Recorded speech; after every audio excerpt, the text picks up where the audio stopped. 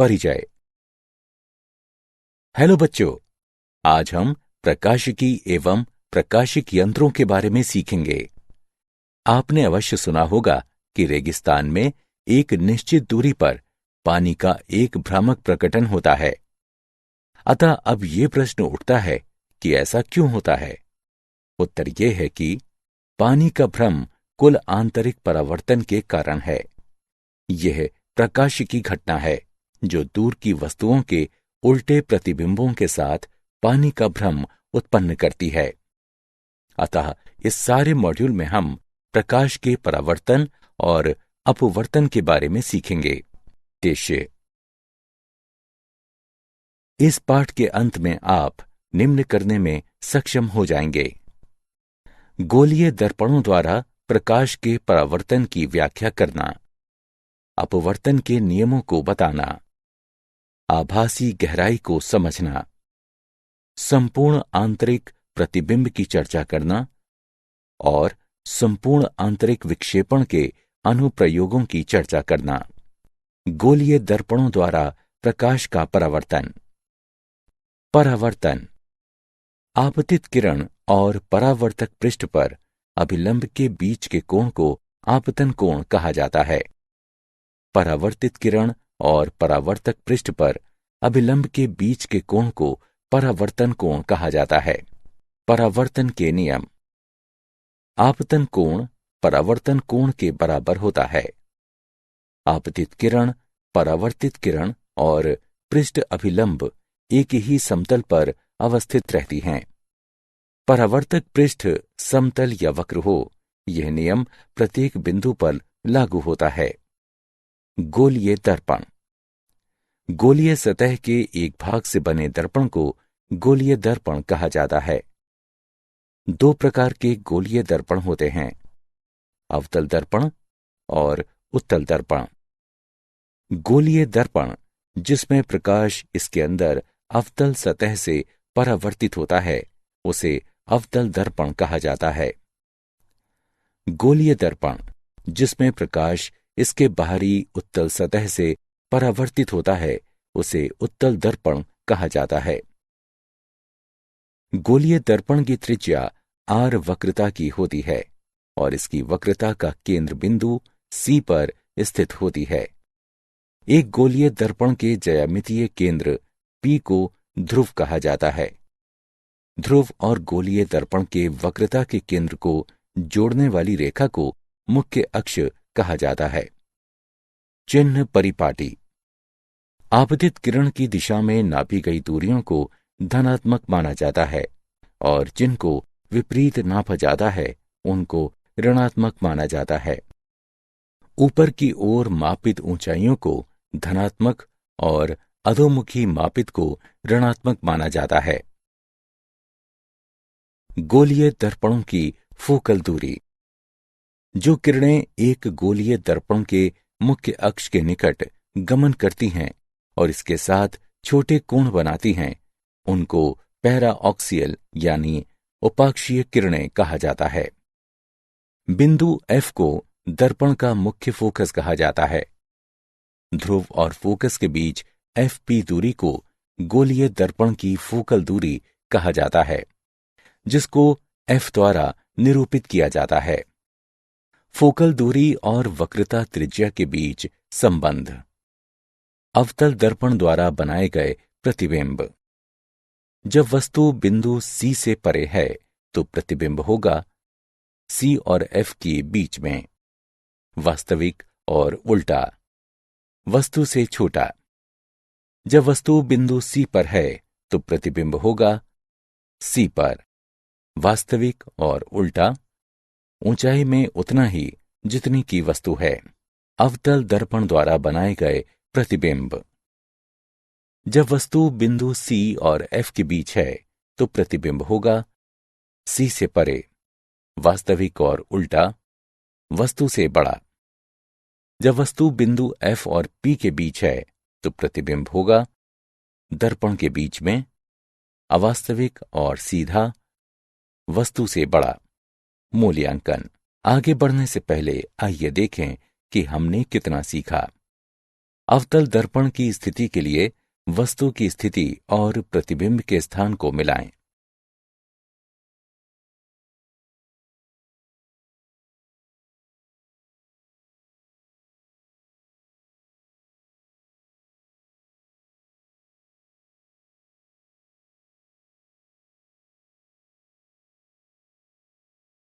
दर्पण समीकरण।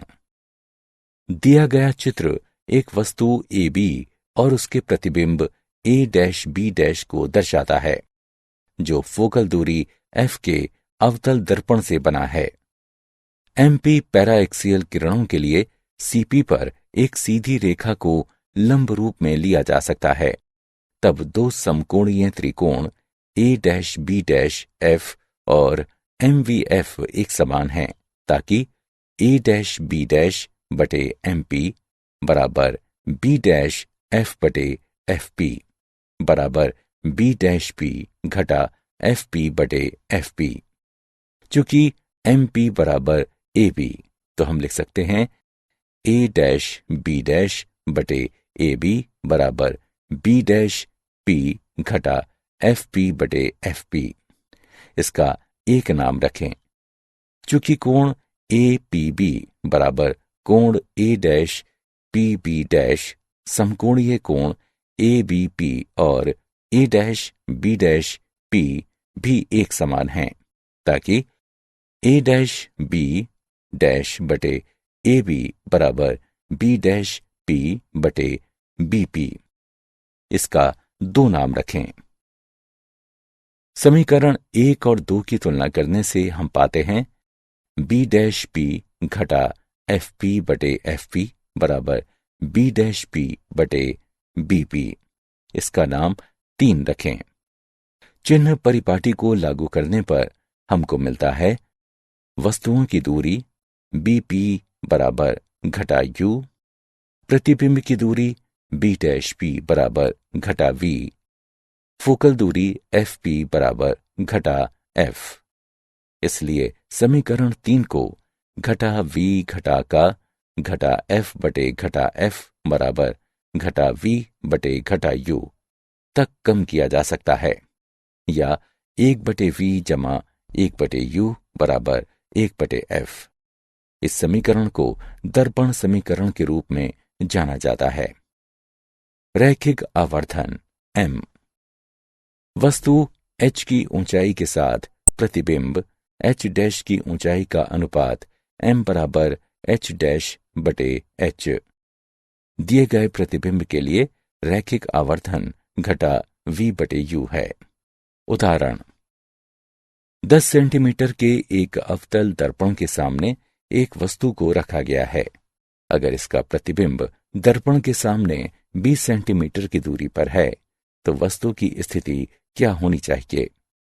हल दिया गया है f बराबर घटा 10 सेंटीमीटर, v बराबर घटा 20 सेंटीमीटर। 1 बटे v जमा 1 बटे u बराबर 1 बटे f। 1 बटे u बराबर 1 बटे f घटा 1 बटे v। 1 बटे u बराबर 1 बटे घटा 10 घटा 1 बटे घटा 20। इसका तात्पर्य है 1 बटे u बराबर घटा 1 बटे 10 जमा 1 बटे 20। 1 बटे u बराबर घटा 2 जमा 1 बटे 20। u बराबर घटा 20 सेंटीमीटर, यानी कि दर्पण के सामने वस्तु को 20 सेंटीमीटर की दूरी पर होना चाहिए। अपवर्तन। जब एक प्रकाश की किरण दूसरे पारदर्शी माध्यम का सामना करती है, प्रकाश का एक भाग प्राथमिक माध्यम में प्रतिबिंबित होता है, जबकि शेष दूसरे में प्रवेश करती है। एक माध्यम में प्रकाश की एक किरण की दिशा में बदलाव की परिघटना जब ये दूसरे माध्यम में तिरछे प्रवेश करती है, तो उसे अपवर्तन कहा जाता है। अपवर्तित किरण के बीच में और सामान्य अपवर्ती पृष्ठ के बीच में के कोण R को परावर्त का कोण कहा जाता है। अपवर्तन के नियम।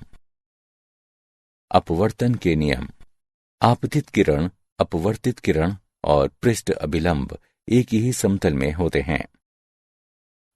आपतन कोण I के साइन का अनुपात और अपवर्तन कोण R का साइन माध्यम के एक दिए गए जोड़े के लिए स्थिरांक है। इस नियम को स्नेल का नियम कहते हैं। गणितानुसार स्नेल का नियम देता है साइन I बटे साइन R बराबर n21, जहां n21 स्थिरांक है। इसको माध्यम 1 के संबंध में माध्यम 2 का अपवर्तनांक कहा जाता है। अगर n21 बड़ा है 1 से तो अपवर्तित किरण अभिलंब की ओर झुक जाती है। अगर n21 छोटा है 1 से तो परावर्तित किरण अभिलंब से दूर झुकती है। एक माध्यम का अपवर्तनांक जितना ऊंचा होगा, प्रकाशिकीय स्तर पर वो उतना ही घना होगा। आभासी गहराई। अपवर्तन के कारण वस्तु दूसरे माध्यम जैसे पानी में उठती हुई मालूम होती है। पूर्ण आंतरिक परावर्तन। जब प्रकाश की एक किरण सघन से विरल माध्यम में परिधि पर आपतित होती है, ये अभिलंब से दूर मुड़ जाती है। आपतन कोण में बढ़ोतरी के साथ अपवर्तन कोण बढ़ता है। सघन माध्यम में किसी निश्चित आपतन कोण के लिए विरल माध्यम में तत्संबंधी अपवर्तन कोण 90 डिग्री होता है। इस विशेष आपतन कोण जिसके लिए तत्संबंधी अपवर्तन कोण 90 डिग्री है, इसको एक क्रांतिक कोण कहा जाता है, जो C द्वारा निरूपित किया जाता है। अगर आपतन कोण क्रांतिक कोण से परे बढ़ता है, परावर्तन के नियमों का पालन करते हुए आपतित किरण सघन माध्यम में वापस आ जाती है। इस परिघटना को पूर्ण आंतरिक परावर्तन कहा जाता है। पूर्ण आंतरिक परावर्तन। पूर्ण आंतरिक परावर्तन के लिए स्थितियां। किरण को सघन माध्यम से विरल माध्यम में अवश्य गुजरना चाहिए। दिए गए माध्यम के जोड़े के लिए सघन माध्यम में आपतन कोण क्रांतिक कोण से अवश्य बड़ा होना चाहिए। माध्यमक के अपवर्तक सूचकांक और कोण में संबंध। अगर ND और NR सघन और विरल माध्यक क्रमानुसार अपवर्तक सूचकांक हैं, तब स्नेल के नियम से साइन I बटे साइन R बराबर NR बटे ND। महत्वपूर्ण कोण सूचकांक के लिए I बराबर C और R बराबर 90 डिग्री सेल्सियस। इसलिए साइन C बटे साइन 90 डिग्री बराबर NR बटे ND। इसका तात्पर्य साइन C बराबर NR बटे ND है। अगर दुर्लभ माध्यम में VR प्रकाश की गति है और VT वो भी घने माध्यम में, तब साइन C बराबर VT बटे VR। मूल्यांकन। आगे बढ़ने से पहले हमें जानना चाहिए कि आपने कितना सीखा है। सही विकल्पों को उसके संगत स्थान पर रखें। प्रकृति में पूर्ण आंतरिक परावर्तन और इसके तकनीकी अनुप्रयोग। मृग तृष्णा। रेगिस्तानों में कभी कभी एक व्यक्ति एक पेड़ का उल्टा प्रतिबिंब देखता है, जो पेड़ के निकट एक तालाब की मिथ्या धारणा देता है। इसे मृग तृष्णा कहते हैं। हीरों की जगमगाहट। हीरा हवा इंटरफेस के लिए क्रांतिक कोण बहुत छोटा होता है, लगभग 24.4 डिग्री। जब बाहरी स्रोत से प्रकाश अच्छी तरह से कटे हीरे में प्रवेश करता है, हीरा अपने अंदर अनेक पूर्ण आंतरिक परावर्तनों को झेलता है। जब किसी पृष्ठ पर आपतन कोण 24.4 डिग्री से कम होता है, केवल तब अपवर्तन हो सकता है। इस प्रकार हीरे में सभी दिशाओं से प्रवेश करने वाला प्रकाश किन्हीं दशाओं से बाहर निकलता है। इसलिए इन दिशाओं से देखने पर हीरा जगमगाता नजर आता है। प्रिज्म। जब किसी प्रिज्म के अपवर्ती पृष्ठ पर एक किरण अभिलंब रूप में आपतित होती है, वो बिना मुड़े गुजरती है और कांच इंटरफेस पर 45 डिग्री के कोण पर आपतित होती है, जो 42 डिग्री के क्रांतिक कोण से बड़ा होता है। और इस प्रकार पूर्ण आंतरिक परावर्तन होता है। एक पूर्ण परावर्ती प्रिज्म को प्रयोग किया जा सकता है। किरणों को 90 डिग्री से विचलित करने हेतु 180 डिग्री विचलित करने हेतु बिना किसी प्रकार विचलित किए हुए उल्टे प्रतिबिंब को सीधा करने हेतु प्रकाशिकी फाइबर तंतु।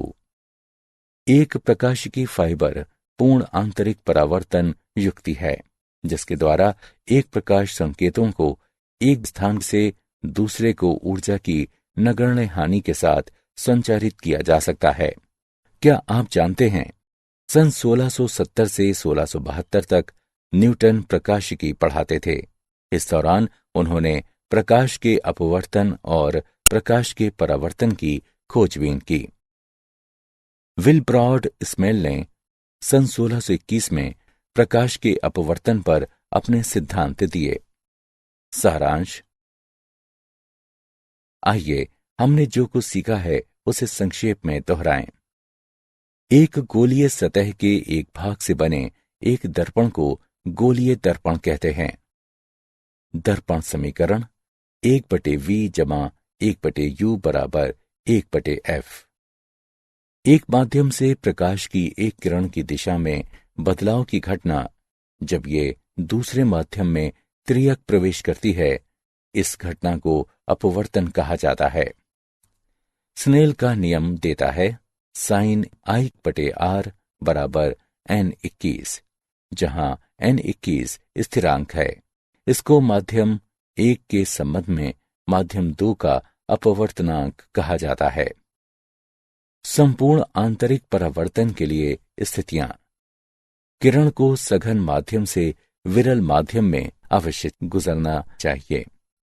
सघन माध्यम में आपतन कोण को दिए गए माध्यम के जोड़ के लिए क्रांतिक कोण से अवश्य बड़ा होना चाहिए।